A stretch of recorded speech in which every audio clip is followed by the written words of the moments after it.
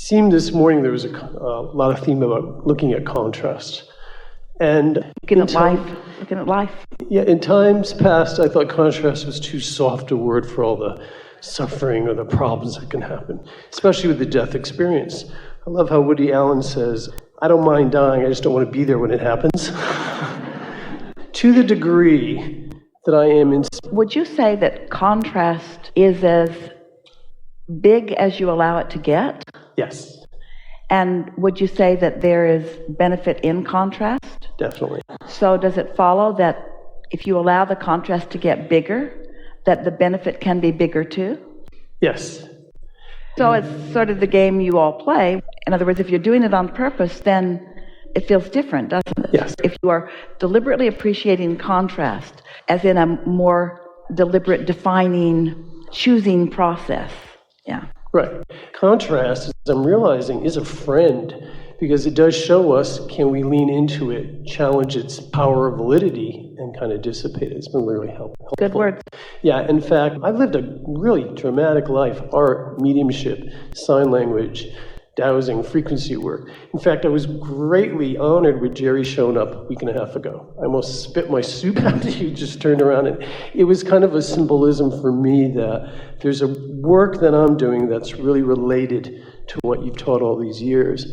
And my contrast, if you can help me with this, is health issues. To the degree that I vibrate high, to the degree that I'm feeling good, whether it's a fear of success or the body freaking out, but I've had years of health issues. So contrast as a friend, it's a way of explaining, slow down, ease into it, but without making it a big, hairy deal. Feeling your way. Well, allowing it and just knowing that maybe what it is, rather than it's being debilitating, maybe it's a clearing. So I'm playing with that, and if you can help with that, because to the degree of the things I plan to do in the next few years, I'm 62, I want to keep working the next 27 years with the things I'm developing now. And the block or the debilitation or the restriction of physical health, and it's a lot of variety of things. And in my mind, I don't really buy into it being evil or bad, or that I'm exiting anytime soon. But there is that. There's the law of physical immortality, or our physical mortality, that we are going to pass, that this isn't all that there is. There's going on into non-physical. But it's a query I'm having today, because even getting here, there was a lot of physical pain to deal with. The joy is great, but the physical body's saying, gotta slow down, gotta slow down. I don't want to slow down. It isn't about slowing down as it is about releasing resistance. In other words, resistance is always what causes the slowing down. Right. And if there is resistance, then pushing against the resistance isn't a good idea. But there are a lot of things that we think it would be of value to chew on here. So let's just relax and find a really good starting point. The most significant basis you've already introduced in the conversation, which is the idea of resistance or allowing. The faster something is moving, the more upheaval there is if it comes to some sort of an abrupt stop. And you also understand that the introduction of resistance into any momentum does slow it. And let's just, for the sake of clarification, call that what contrast does. When the desire is this and the belief is this, you're introducing a contrast that slows it down. There are a number of different directions that we want to come at with this for you, because we know that you have an understanding of the majority of what we have said about this. And you're also in the receiving mode often, and even getting more. So we want to find a way of introducing to this conversation something that you haven't thought of before, for the purpose of taking you into a new place of expectation. It's not easy to live in this physical world and not be aware of, if not bombarded by, resistant thoughts about your physical beingness. Now, it's almost like we're talking about two subjects, because of course there's the subject of who you are from non-physical into this body, and your connection with that intention, and therefore with that work. And we can feel a very strong decision, determination to proceed in that way. Esther has that too. In other words, it just isn't anything that is more important to her than the progression of this. And in fact, the momentum of it is such that it is intoxicating. It sort of consumes her thoughts. It's what she wants to think about. It's what she wants to do, and she's at her happiest when she's doing it. And while there are a lot of other lovely things in life, nothing compares to hooking into your powerful intent that you held when you decided to come. So that's what you're talking about. That's big. But at the same time, you live in this physical world and you hear things that are going on around you. And you simply cannot listen to things and think about them and respond to them without introducing a projection of a vibration into the mix. At the same time that more and more of you are connecting with your true purpose for being here, and you're finding your zest for maybe even eternal living, it feels like it, in this physical body.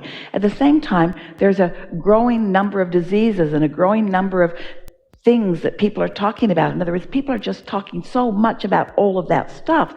And without meaning to, it begins to affect the way you feel. So what happens is, when you have a strong intention to romp and play in longevity, and at the same time, you're being bombarded with conversations about things, and so many people who purport to be well-meaning, as they are exacerbating your feelings of concern about yourself, as they're actually trumping up problems in order to provide solutions for, it has a detrimental effect on the psyche of this time-space reality. While you have the potential to be the most healthy that you've ever been, you are not.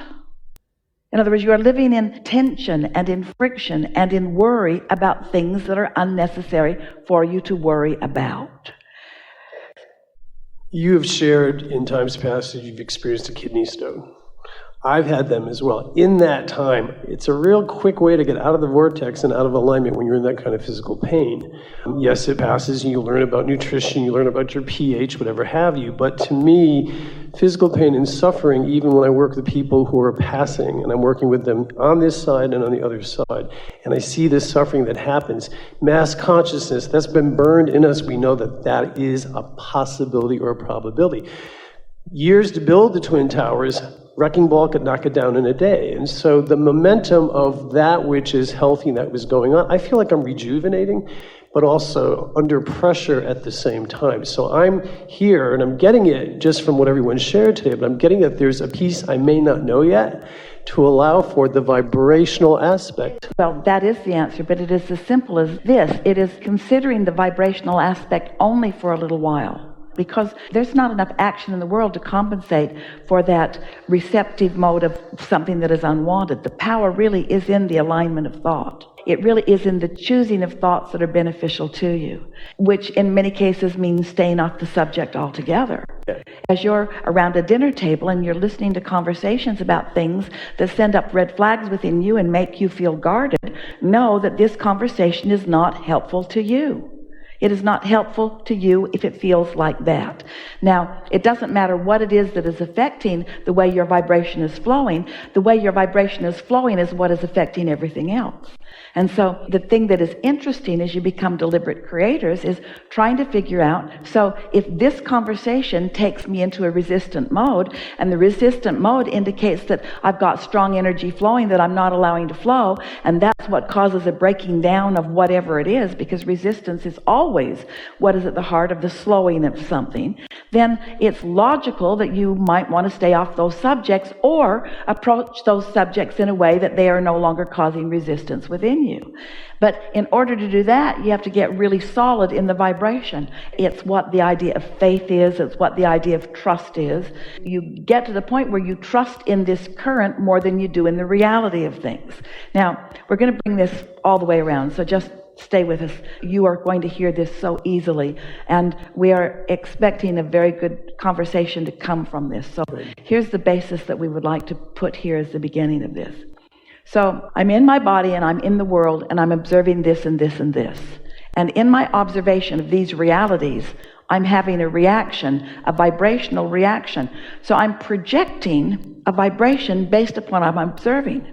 And as I'm projecting a vibration based upon what I'm observing, what I'm hearing from others, and what I'm even observing in others, or what I'm observing in my own body, as I'm watching these experiences, observing life as it has manifested, I'm also projecting the vibration for the next life that I am creating.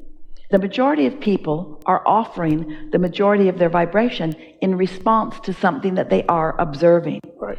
Well, that means that what I'm observing is dictating what I'm now flowing, and what I'm flowing is dictating about what's coming next, which I will then observe.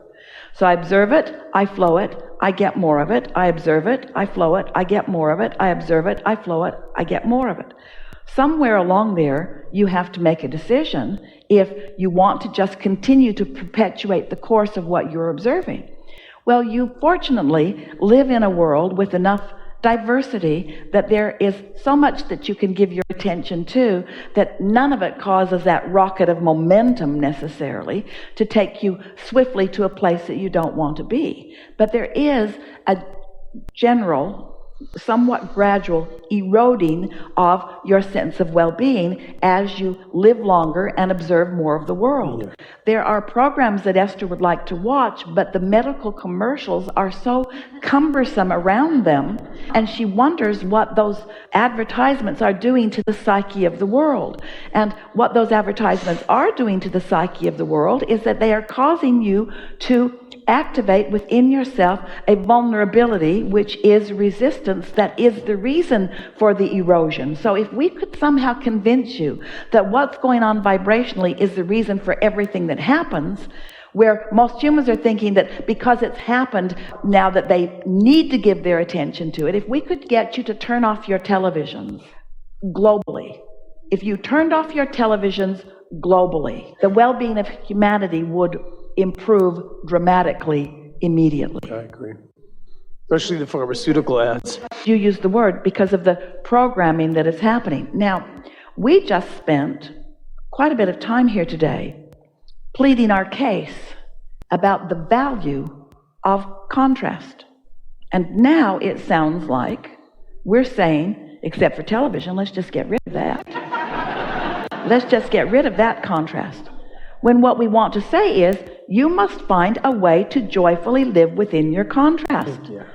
You must be able to select from the contrast what is of benefit, to select from the contrast what you want to know more about. There is a way to live in this world and be observant of this world and still be connected to source energy. Right. And that is, in fact, what in religion's terms you've called compassion. Right. That is, in fact, what being an extension of source energy is. It is, in fact, what we've been calling step 5.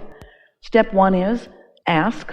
Life causes you to do that. Step 2 is source answers. Step 3 is you got to get in the receptive mode. Step 4 is you've mastered the receptive mode, which means you can get there easily and often. And step 5 is you no longer beat up on yourself when you're back in step 1 because you understand the value of step 1. So what we're really talking about here is a sort of step 5 approach to life where you understand that there's plenty out there and that it's all much more good than it is bad, and that you are in control of your vibration regardless of the evidence that is as a result of past momentum. This is the point that we're wanting to make with you about changing the momentum or the trajectory of anything. Your now is so much more powerful than you have ever given yourself credit. But most of you do not change the momentum in your now because what's been going on before has you sort of on a track that you seem to be willing to accept. And that's what we would ask of you to be different as a result of the conversations that we're having together. You do not have to stay on the same track. You can, in fact, use your powerful now to make a more defined decision about what you want, and you can use your ability to focus in a way to focus more deliberately on what you want for the simple reason of you prefer to feel good rather than bad. You prefer to feel ease rather than congestion. You prefer to feel clarity rather than confusion. You care about the way you feel, so you guide your thoughts. You don't try to change the world. You don't try to convince others. You don't try to change conditions. You don't try to argue for your conditions or for one condition being right over another. You let your entire argument for yourself and for humanity to be about things that feel uplifting to you. That's the way you sort all of this out.